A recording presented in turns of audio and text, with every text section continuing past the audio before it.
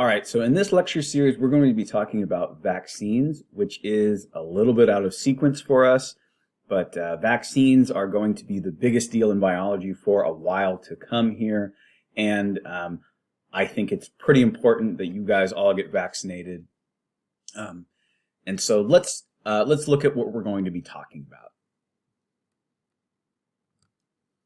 Vaccines, mechanisms, and a brief history. So this is just kind of an outline of what we're going to be doing or what we're going to be learning about. So what are vaccines? We're going to discuss that briefly. I'm going to give you a history of vaccinations and how vaccines were developed.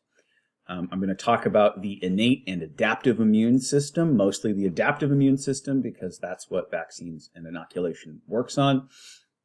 We're going to talk about mechanisms of older school vaccines, but vaccines that are still used to this day, and I can't predict, but I assume will be used for many years to come because they are very useful.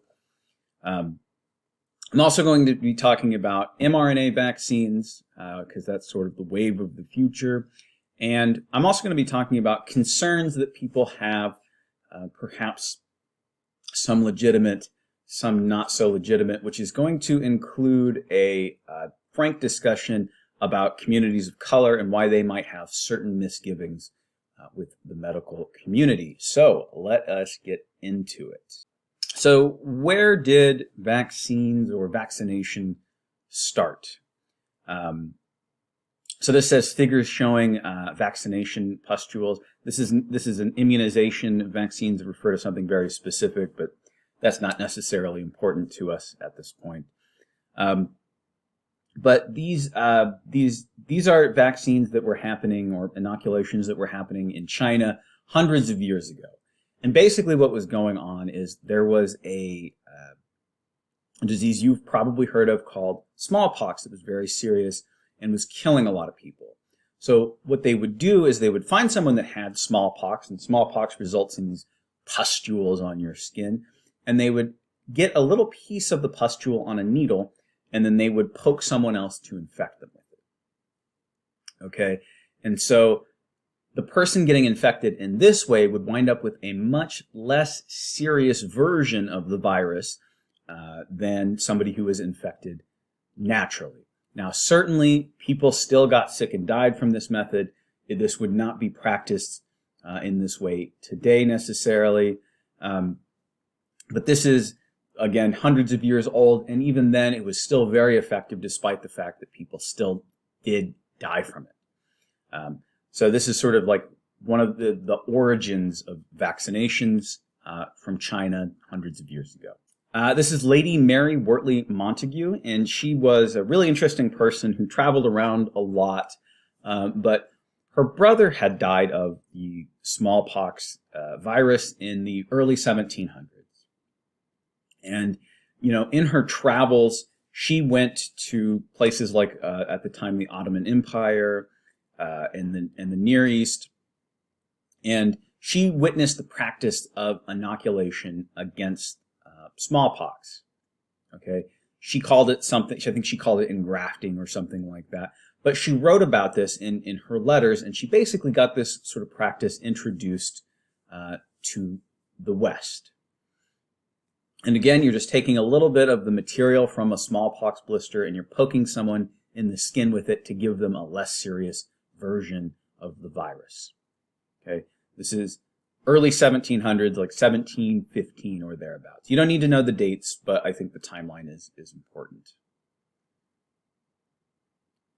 The next person who's involved here is a guy by the name of Edward Jenner.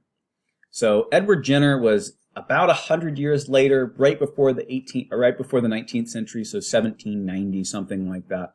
And what he would do is he actually used a different but related version of the smallpox virus. So this is where the term vaccination comes from, which we'll get to in just a second.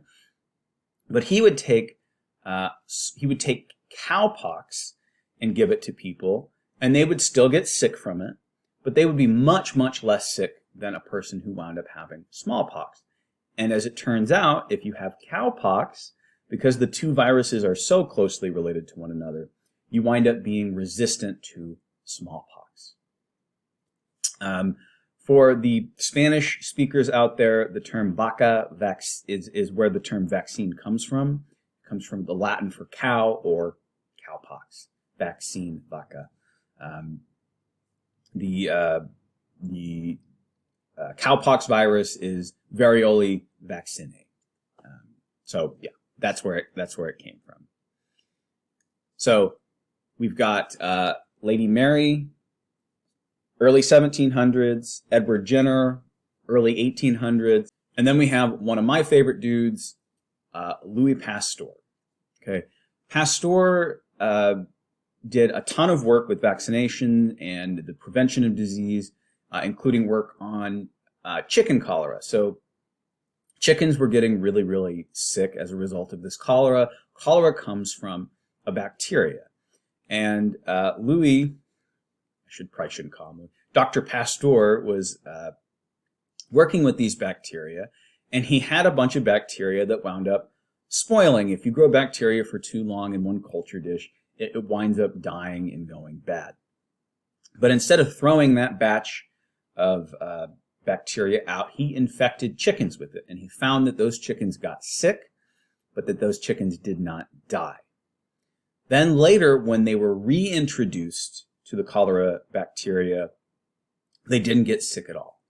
And so through this mechanism of giving them this attenuated, which is a term you'll hear with reference to vaccines a lot, by giving these chickens an attenuated version of the bacteria, they did not get sick when they got the full, most virulent live version. And it's a pretty interesting story. Basically, his assistant was supposed to give the bacteria to chickens, but he went on vacation instead, and it's a cool story. But let us move on. Pasteur was involved with other vaccinations as well. Probably the most interesting one that I know of is his involvement with the rabies vaccine. So, rabies, if you get it and it gets to your brain, is a death sentence, unfortunately. Not very many people die of rabies nowadays because we have treatments against them. But Pasteur had a boy that he knew of that had rabies. So this boy was going to die. This is the 1850s, right? No cure for rabies yet. This boy, did not stand a chance. And so what Pasteur did is he took the rabies virus and he gave it to rabbits. Okay. Sounds weird. Bear with me here for just a moment. He gave the rabies virus to rabbits, and then he continuously passed this virus down through generation after generation of rabbit, functionally making that virus just a rabbit virus.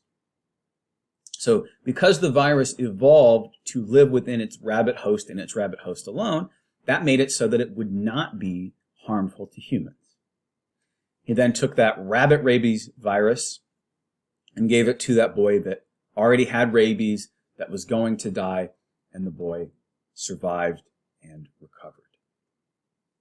Okay, so we've got Mary Montagu, Edward Jenner, Louis Pasteur. I'm not a huge history guy, but those are probably some names that you might want to know in terms of the history of the development of vaccines.